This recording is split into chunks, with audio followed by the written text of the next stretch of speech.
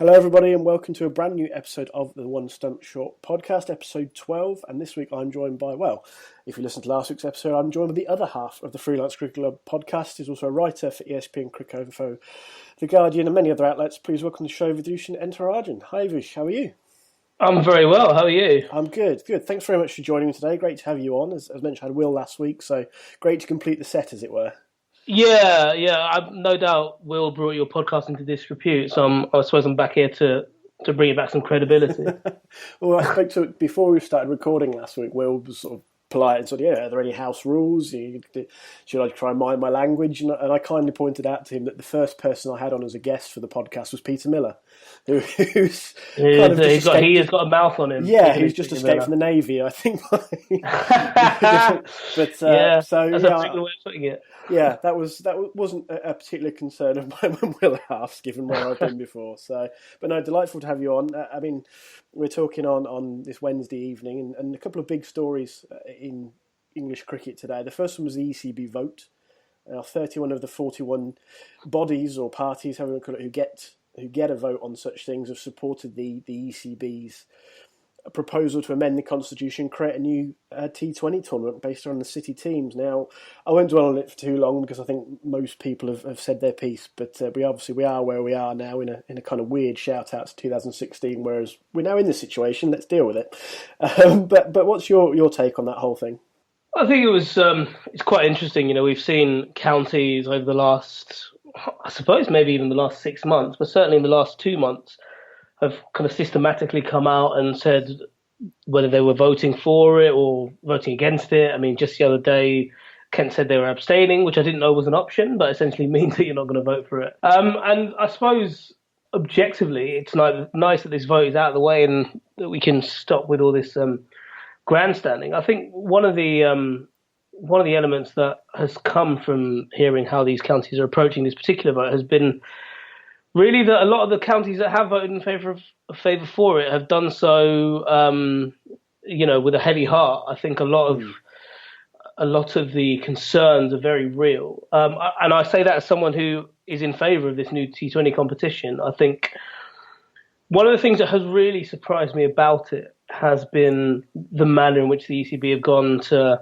convincing counties, and I'm saying convincing with air quotes applied because, they certainly bent a few arms and made a few threats. And the longer we've had since Durham's demotion, the longer, there's an element of The Sopranos about this, about, you've seen what we do to not necessarily counties that don't fall in line, but certainly counties who come up against any kind of financial duress, whether or not we were the ones who maybe set them on this path in the first place. I do think they're coming from a good place, in that I do genuinely think this money that could be generated from this competition will benefit county cricket as a whole. But you'd think they'd be able to go about it in a more upfront manner than the way they started these talks at the back end of last season.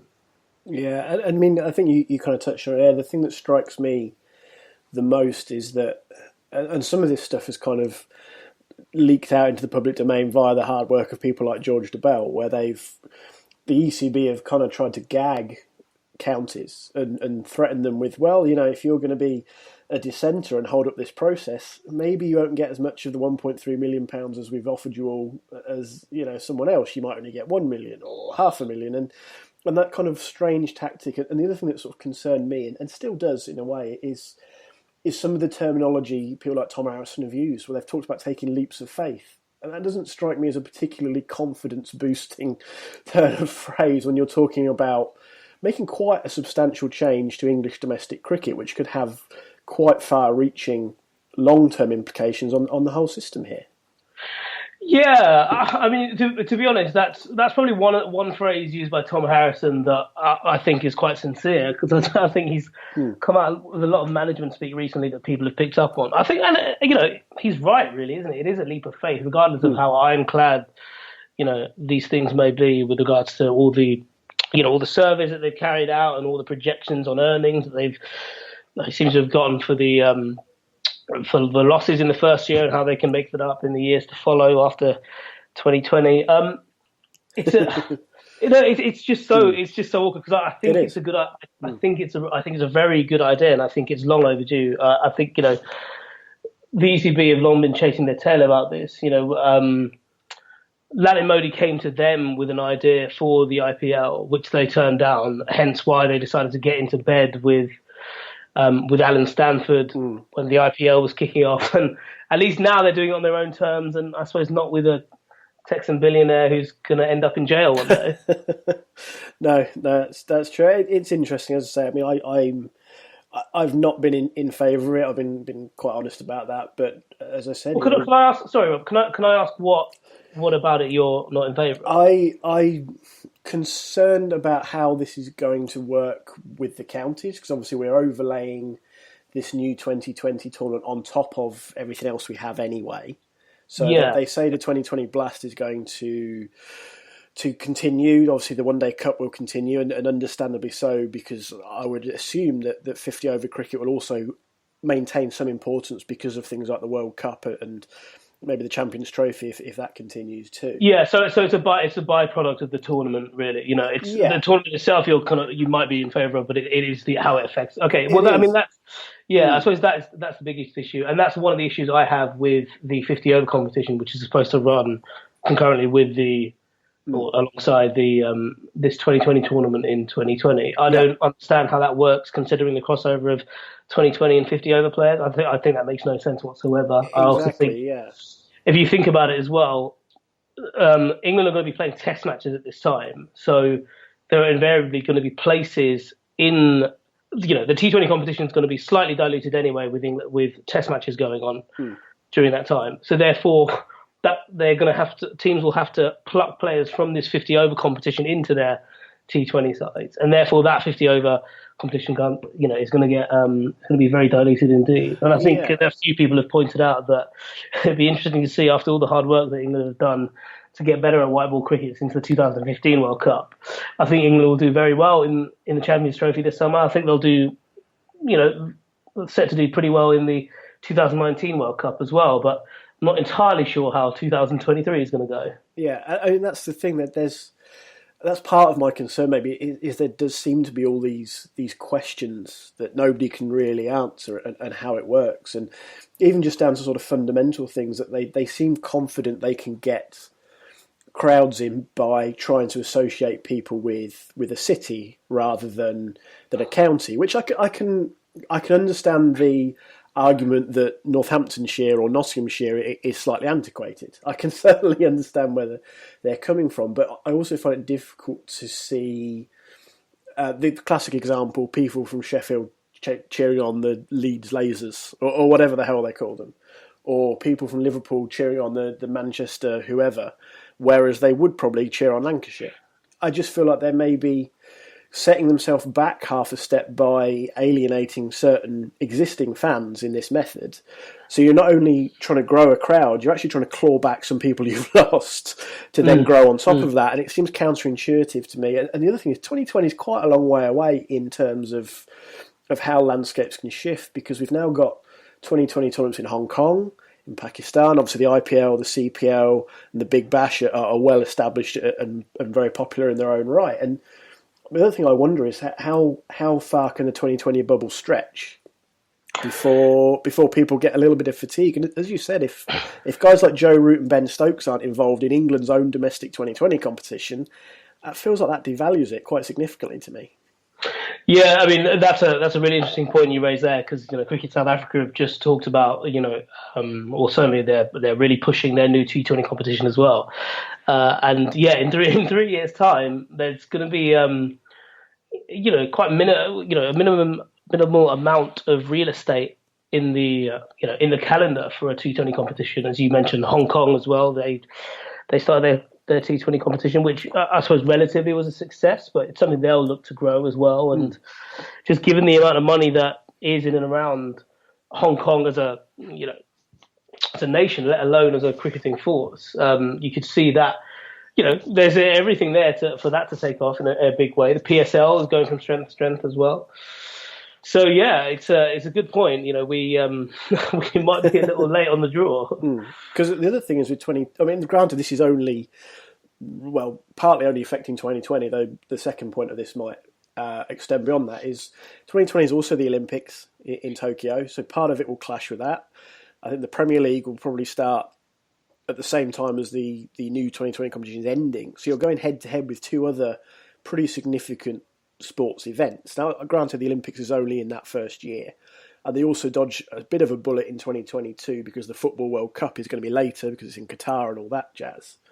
So I'm just interested how that, especially in the first year, which can be so important to the long-term success of competitions like this, is how they compare to the Olympics. And then they have a small window where they're arguably, or to turn a phrase, the only game in town.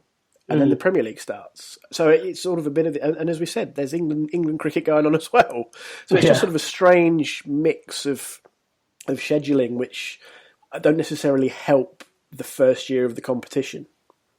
Yeah, and there were obviously quite basic issues like pitches. I mean, we already asked quite a lot of our groundsmen at the moment. I can't imagine we're going to get across the board pitches that are great for T20 cricket because groundsmen are trying to work with what they've got now, and imagine, as you said, with all the other cricket that's meant to be played that summer anyway. It's going to be quite a tough ask. With regards to the name thing that you mentioned earlier about the renaming and about how someone from Leeds won't necessarily see a team from Liverpool or vice versa, I think the renaming does actually have its merits, or it certainly makes sense because they're trying to go after a new group of fans, and it's one of the reasons that Warwickshire turned their T20 side, changed the name of their T20 side to the Birmingham Bears, because they realised that there was a huge fan base that we weren't really tapping into. Now, the majority of that fan base was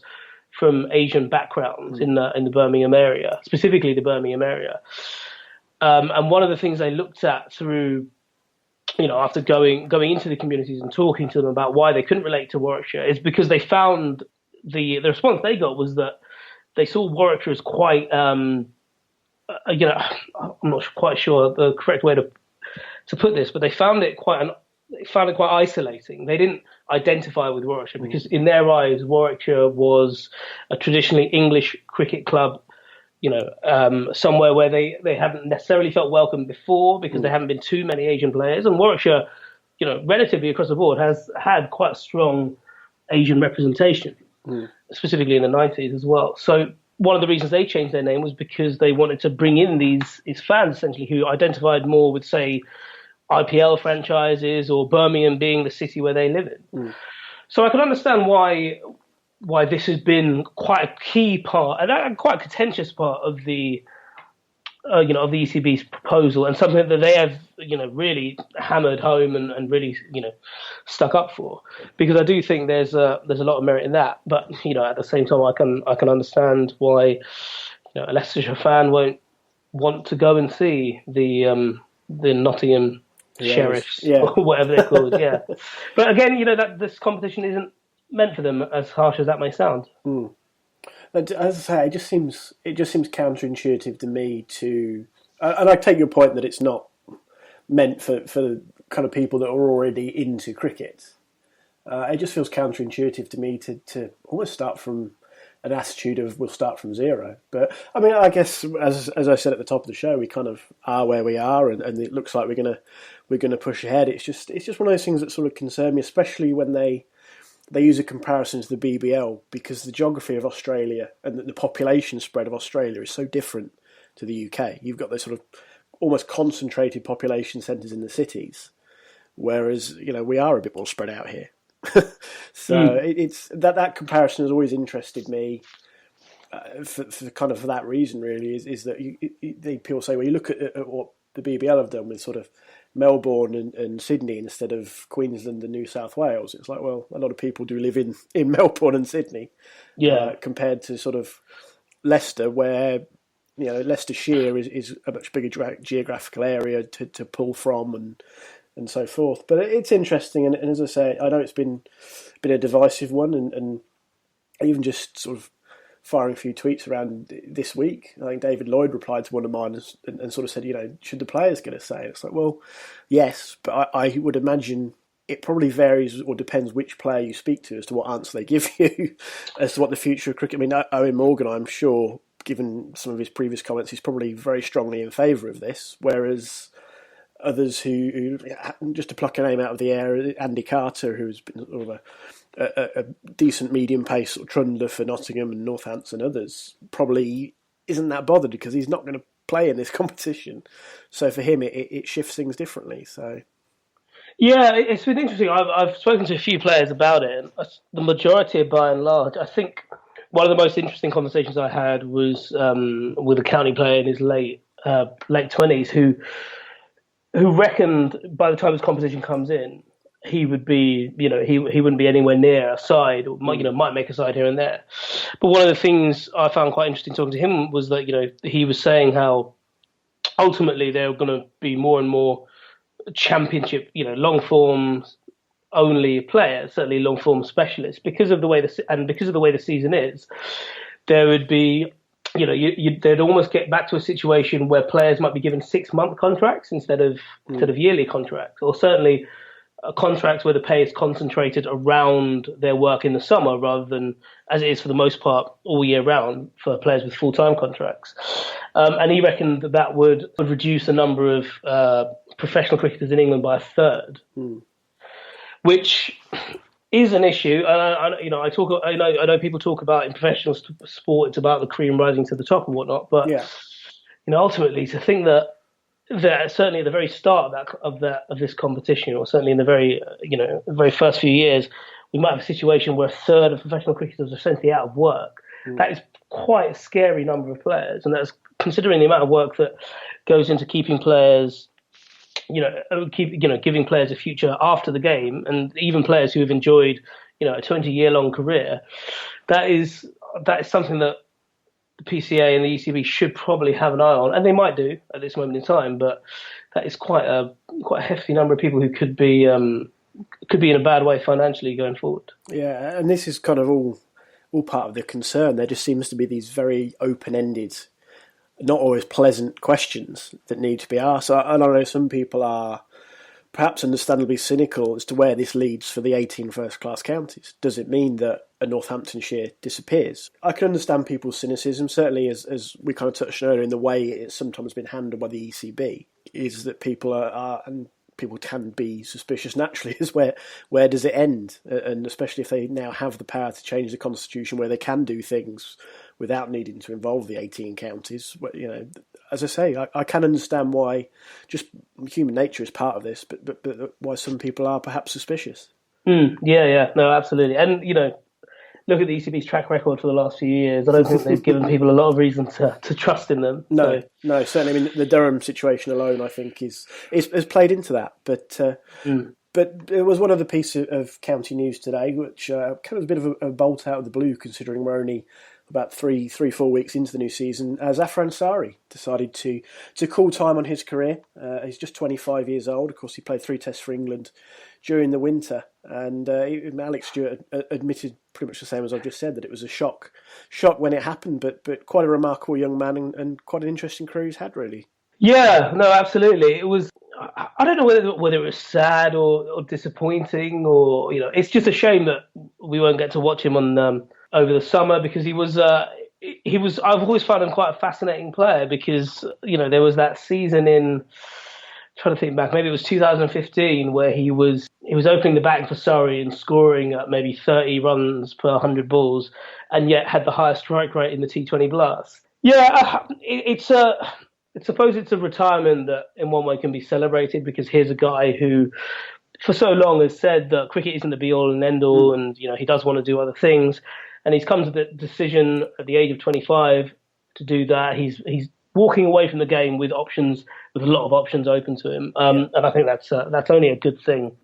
Yeah, a shame, as we said, a shame that we won't be seeing him playing again, but it sounds like he's moving away from the game for all the right reasons. Yeah, absolutely. I mean, just to kind of lean back to what you were just saying, I picked this up via Opta Jim on Twitter earlier, who saw the cricket version of the Opta stuff you see for football quite often.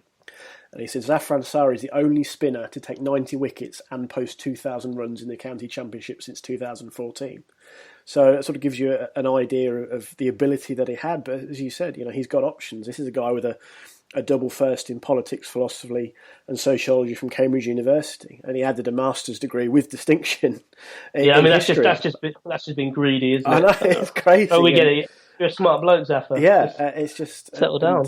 Kind of as you said, I think he's been, from the sounds of it and from Alex Stewart's comments and Zafar's own, he's been quite honest about how he's seen his cricket career as just a part of his life, and he's obviously now wants to move on to the next one, and maybe in a sense that's the right thing if your heart's not in it in a professional game. Yeah, and I think there's something that we lose sight of as people who love the game and don't play it professionally, is that, for someone who has a talent to do that job, obviously there's a degree of passion in there. I feel like, to play professional sport, you have to be passionate no matter what people say. But, ultimately it is a job for them as well. It is, a way that they can earn a living. They're good at something and they can exploit that, which is essentially, a luxury that a lot of people have in all other forms of work and all other walks of life. So, if he wants to walk away from that, then that's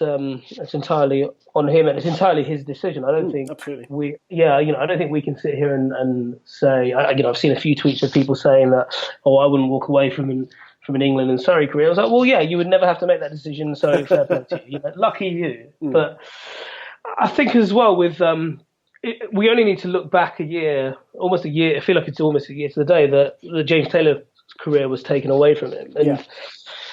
We've got a situation here where I feel like I'm repeating myself again, but Zaf has done it on his terms, and that's brilliant to see. I think you mentioned his talent as well. I do wonder if the only thing keeping him in the game was England. Really, he always talked about how he wanted to play for England, how that would be such a huge honour, and he got that opportunity over the winter.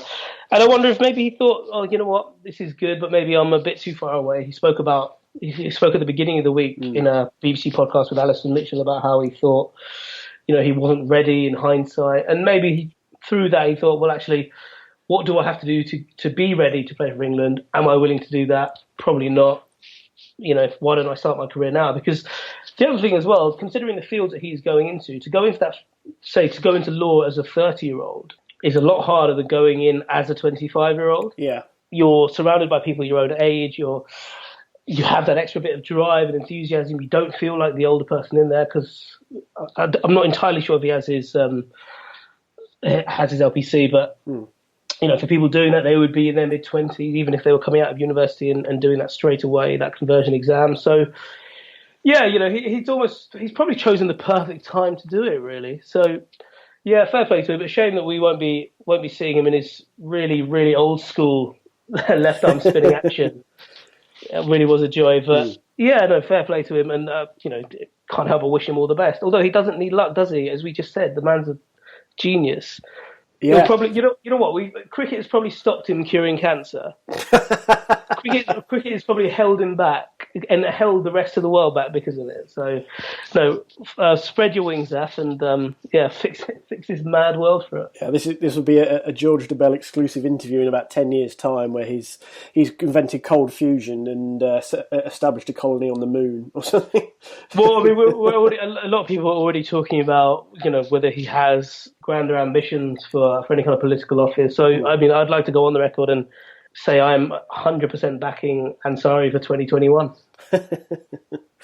In some other county, I guess, news, but the One Day Cup starts tomorrow, and it'll all be done by the 1st of July this year. The final's on the 1st of July at Lords, and as much as the block format of the season has maybe frustrated me a little bit in terms of the county championship schedule, I actually don't hate the way the One Day Cup is going to be done relatively early in the year in this format this year. And as usual, it seems like quite a competitive competition with several teams you can make a good case for as potential winners. Yeah, I think what one thing I've noticed is the way that Northants have gone about things in 2020 cricket. I think a lot of teams have opened their eyes and realised that actually we can we can specialise in one format. I think previously some counties had seen that as a bit taboo, certainly with regards to alienating your members who might prioritise a 4-day cricket. I know, Alex Wakely, the Northants Stillbacks captain, last year he actually confronted a fan who was constantly giving his players shit on Twitter because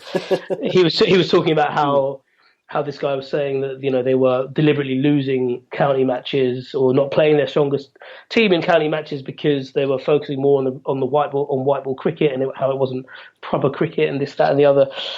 Obviously, Northampton have a tiny squad anyway, but that same person was then lauding Alex Wakely, saying that he should get knighted and whatnot after bringing home another piece of silverware because ultimately, people, county fans obviously want their team to do well in the Championship, but they also want those days out. The One Day Cup is such a great day out at Lords, and obviously it's brought forward by about 3 or 4 months now, but it's still going to be a huge occasion. And just look what it meant to Gloucestershire a couple of years ago. I mean, those scenes were absolutely incredible when they beat Surrey at Lords. Yeah, and that's kind of the thing that the same with the 2020 as well that I do like about these competitions. As you said, Gloucestershire won it 2 years ago, Warwickshire won it last year, and I don't think, well, certainly from the start they've had this year, I don't think Warwickshire are particularly close to challenging for the county championship title, even, let's say, with the poor start they've had notwithstanding. But Northants are a great example of the 2020, and I think they'll be a force again in one-day cricket.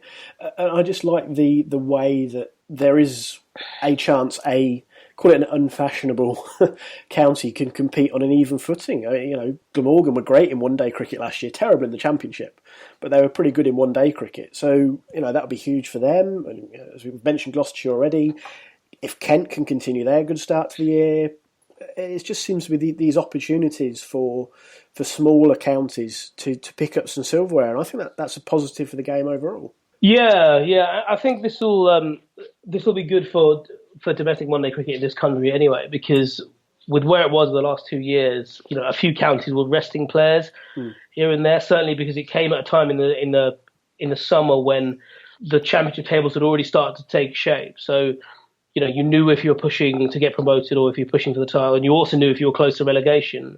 I think Worcestershire in 2015 rested quite a few players because they wanted to fight against relegation, and this actually presented quite a neat time for players to actually go out and get some rest because they were playing 3 or 4 one-day games in the space of like a week and a half, 2 weeks. So without any other cricket, so they could almost write this off and send their players away to recover for the championship running. Yeah, I had a quick look at the fixtures and the tables, and in terms of the team, I think doing well. Are going to do well. I can see obviously Notts doing well from that top group, but Kent, they've come so close to white ball success over the last few years. I think I've written it down somewhere, but they've been.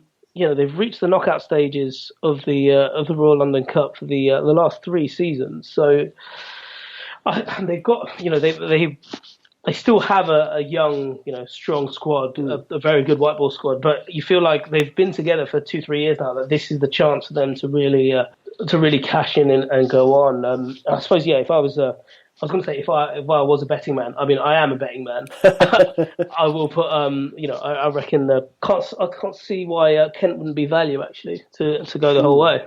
Yeah, and certainly the start they've had, because that gives you confidence heading into really any of the game, whatever it may be, whatever format. If you're playing well and winning and putting in good performances, that's always going to be a confidence boost. Notts, colours to the mast, I'm a Notts fan, but I'd like to think, again, Notts would be competitive in they should be competitive in Division 2 this year, but certainly in the 2020 Blast and the One Day Cup, I would hope they would also be there or thereabouts. Essex have had a habit of getting to the knockout stages. I know Ravi Bopara was on Cricinfo sort of slightly lamenting the fact they get to these knockout stages and then just can't get over the hump. But with their batting lineup, you'd assume they would be in with a shout, potentially, at least if their bowling comes through. So it's been Hampshire as well. Giles White was talking up their chances, much like Kent. They've had a great start to the year, and you look at the squad they've got. It would be hard to bet against them in a sense as well. Yeah, that's the thing. We do have some good white ball teams about who are going to use this opportunity to really, they're able to focus on it full time. And Yeah, I did wonder with Hampshire if they might be one of these teams that thinks, hold on, we've had a great start to the season. We're obviously going to hit this hard, but let's just maybe rest a few people here and there and see where we are come the middle. But they've got such a good white ball team, and it's great. It would be great to see Reece Topley back as well. I know he's in their squad for the next match. I think they only have one non-English qualified player in their squad for this first match for their first match tomorrow. So that's it. They're playing Kent. Yeah. Only Sean Irvine in their side is not English qualified, which is a nice change from the championship narrative. But that's that comes into their. I was going to say that comes into the whole depth thing though, because they're now utilising their full squad for the one day games as well, and that's the strength in depth that they've kind of got is that if you can suddenly dip in and go right, well actually because of the way the wicket is and whatever. We kind of want to give Mason Crane a shot here, and he is in the squad for tomorrow.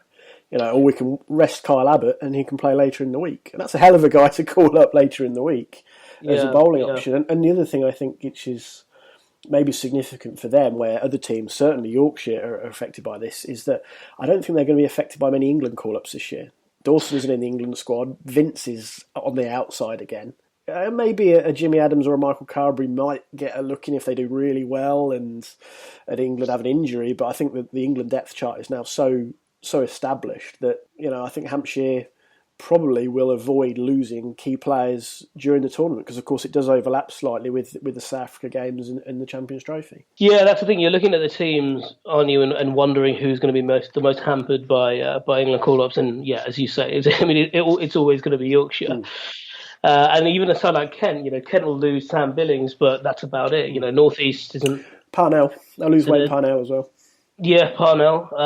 I suppose Sussex have signed Jerome Taylor, which is quite exciting. Mm. But yeah, it's... I think I'm sticking with Kent. I'm sticking with Kent, yeah.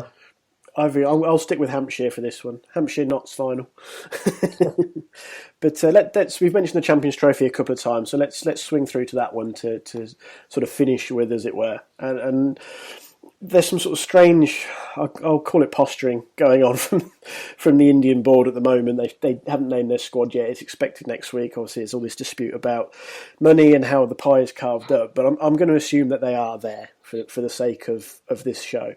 And for me, I feel like it's almost a toss-up between England, Australia, India and South Africa. I kind of undersold South Africa to myself until earlier on when I reread their squad list with De Villiers and Rabada and Morkel and co. But equally, I don't know if I'm underselling New Zealand. I mean, who do you sort of favour heading into the Champions Trophy? I was fairly confident that England would make the final. And then I saw Australia. And then I thought, yeah, that's a pretty good squad, that. I mean, they've got the four quicks together. It's just very exciting. And I think they've been quite smart in the way they've done it because they haven't called up Peter Hanscom, who hasn't played a lot of one-day cricket for them over the past year or so. But he's basically going to be a spare wicketkeeper, plying his trade in the English domestic competition, and if they do get an injury, then they can, of course, call one up. I did wonder actually if England were going to be a bit smarter about how they did their squad, because especially when they've come out and mentioned that Sam Billings is going to keep ahead of Johnny Bairstow. I thought maybe it would make more sense actually to not pick Johnny Bairstow, to maybe pick someone like Liam Livingstone or any other floating batsman that they could have, or maybe even a bowler, an extra bowling option perhaps.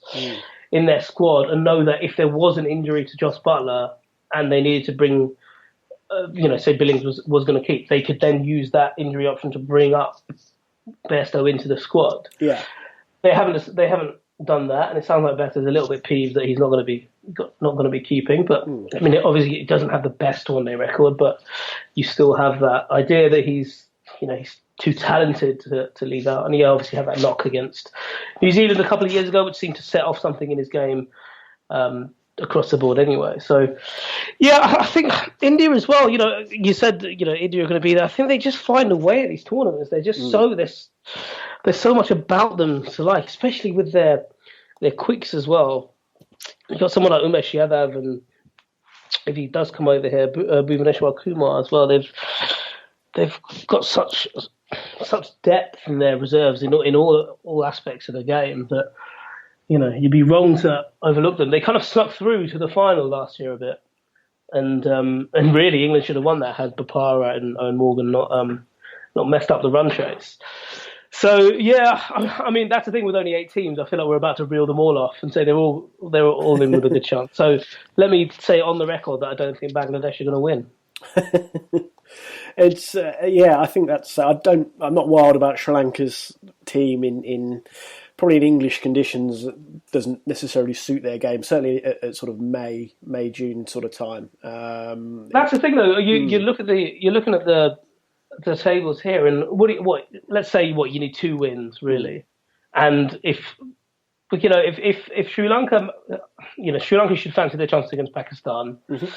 Obviously, South Africa and India are a bit of an issue there, but I don't know. You never know with this weather if there are a couple of rain delays or a couple of rained out matches here and there that go to ties, and if Sri Lanka can deliver an utter pasting on Pakistan, then that's the thing. You never know how these things could pan out. I mean, they're not gonna win it. They're definitely not gonna win it, but they could upset the apple cart somewhat. Yeah. And I guess once you're in the knockout phases, then it's one of those things where it's cliched. It is anything can kind of happen. But as I said, I just kind of looked at the 4 teams I mentioned before because I mean.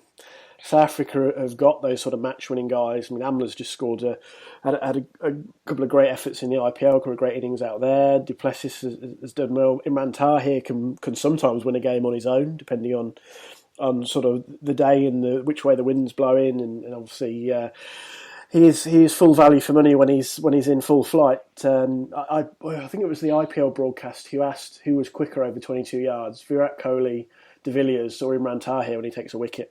I thought that was a brilliant poll, but again he's the kind of guy who can make a difference. Morkel and Rabada with the new ball, and as I said, I kind of ruled them out at one point, but then I looked again earlier when I was putting the running order together. It's like, actually, hang on a minute, this team has got half a dozen match winners. I think I'd probably back up what you said about Australia, with especially if Stark is fit and Chris Lynn recovers, because they've got the options with Zampa, obviously guys like Maxwell, Steve Smith, David Warner are very experienced in one-day cricket, and certainly in the case of Warner and Smith in all forms. But you also look at guys like John Hastings and James Pattinson, who've been playing in English conditions, so they've kind of got a feel for what the wickets might do, what the ball might do, and just these strange little bits of experience that can sometimes take you that extra inch and make all the difference in a short format tournament like this.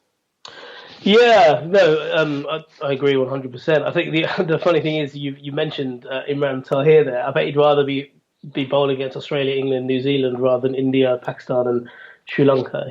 Teams who are a bit more adept at playing spin, certainly in white ball cricket anyway. It's it's just that Australia team. You look at it and there's something. Every name brings something, which is ideally what you want from a 15-man squad. And the thing is, they've left James Faulkner out for the first time since 2011. I think I read. Yeah, he's had quite a fall from grace, isn't he? Yeah, but I think that it almost speaks to their volume. The depth they've got, that they can leave out the Faulkners, Khawajas, Hanscom, George Bailey, Cameron White. They can leave these guys out of their side and still have a pretty freaking good squad. And even if Chris Lynn doesn't recover from his shoulder injury, or Mitchell Stark doesn't get over the foot injury, they've got backup options who are pretty damn good. And England are the same. If as we mentioned, if somebody doesn't come through, Stephen Finn is available, Dawson's out there, Ben Duckett, and plenty of other options I'm sure people could mention from around the county game. If it gets that bad, they need to look elsewhere and pick somebody else up. And it's that kind of depth and options that it gives you, given what the conditions may be like, goes a long way, I think. Whereas maybe that's the thing that goes against South Africa. Their squad perhaps almost picks itself, but equally it is limited because it you've kind of got your 11. Then after that, it's like, well, if you have an injury, we're in a little bit of a spot of bother. Yeah, and is it? Should we throw in the cliche that New Zealand are dark horses? Well, this is what I queried. This is why I wondered if I'd underlooked them, because I'm just looking at their squad again now. Kane Williamson's record probably speaks for itself. Ross Taylor's a guy who can win a game. Obviously, Jimmy Neesham has played over here before, so he kind of knows what it is to play in these conditions.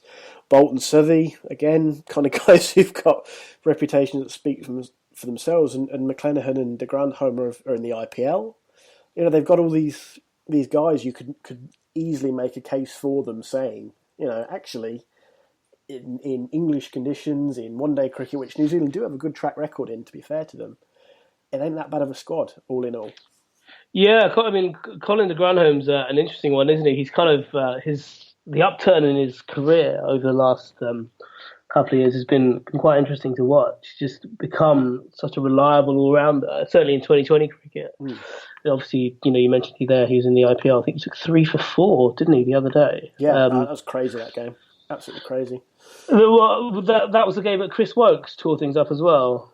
Yeah, against Bangalore, which was the most bizarre, possibly one of the most bizarre games I've seen. Because you look at what did Kolkata get? I'm just pulling it. They got 131. And given that they started really well with Narayan and Gambhir, they were 48 for 1 after 3.4 overs. And they only got to 131. You're like, well, they've pissed this right up the wall. And then they just bowled the highest score of the Bangalore innings was 9. Nobody got into double figures. It was all out for 49, wasn't it? All out for 49. Kohli got a first ball duck. I mean, he was almost a little bit sort of magnanimous afterwards, because somebody said, like, when you were out, you seemed unhappy. He said, well, somebody moved behind the bowler's arm. I got distracted, but there's 10 other guys. It's a team game, and as a team, we just didn't bat well enough. Gale didn't get going. I think Gale sometimes has been a slow starter anyway, traditionally, but he got 7 from 17 balls. So even by his standards of slow starts, they just bowled brilliantly to him. They didn't put anything in his wheelhouse. Colton Nile came away with 3 wickets. Wokes got 3. De Grandhomme got 3. And Yadav bowled really well for 1. Yeah, you mentioned about their Australia's depth. You know, Coulter Niles isn't even in the Champions Trophy squad. Yeah, as you said, that's how freakish they are. But when you've got Chris Wokes in your bowling attack, you're always in with a chance, aren't you? So, 49 all out's not surprising with the old Woker getting Gale out as well. Easy. He did, yeah. Caught Coulter Nile, bowled Wokes. So. And then I think they returned the who was it? Yeah, Jadav caught Wokes, bowled Coulter Nile. So they teamed up pretty well there. So the sum total of our Champions Trophy discussion is we haven't got a damn clue who's going to win this. No, it could be any one of about 5 or maybe even 6 teams if as a fair win for Sri Lanka. We know that Bangladesh aren't going to win it. So that's. Though I did like what their coach said earlier. So whatever we do, it's going to be it represents some kind of success for them, just to qualify, to be there, and to be a part of that. Which is true, to be fair, because years ago they wouldn't have been anywhere near this. It would have been the same old 8 with the West Indies there, and that would have been kind of it. But it does show some of the progress Bangladeshi cricket's made, I think. So yeah, absolutely. I think the narrative is that look at what state West Indies are in, but really and truly, finally Bangladesh are starting to pick up steam. Yeah. But unfortunately, Vish, we've run out of time for this episode. Thank you very much for joining me. Where's the best place for people to find you online and so forth? You can find me online on Twitter at Vitu_E, VITU_E. I suppose you can find me at Cricinfo in The Guardian and anywhere else that I'll be selling myself to. But no, Rob, thank you so much for having me on. I listened last week. I listened before, and it's a great honour and a privilege that you've decided to spend 40 minutes, coming up to 50 minutes now, of your Wednesday evening with me. Thank you very much for the kind words. I appreciate that. So, and Will, obviously, I said Will was on last week. He suggested that you guys will be back with the Freelance Cricket Club podcast in the near future. He hoped. Yeah, we've got some exciting interviews lined up. Actually, it's just a case of making sure Will and I are in the same city and also, invariably in the same room with these players. So, yeah, no, fingers crossed we'll have something for you in the next couple of weeks, ideally at the end of next week. But, yeah, I mean, it's about time we pulled our finger out. You're putting us to shame, Rob. 12 episodes. Well, I did have the entire winter off during the hockey season, so last week was the big. I don't call it a comeback, but it was the big return with Will coming on. So no, it's good to be back. As I said, Vish, it's been brilliant to have you on, and hopefully I'll catch you around the circuit sometime during the season. Yeah, no, absolute pleasure. See you around.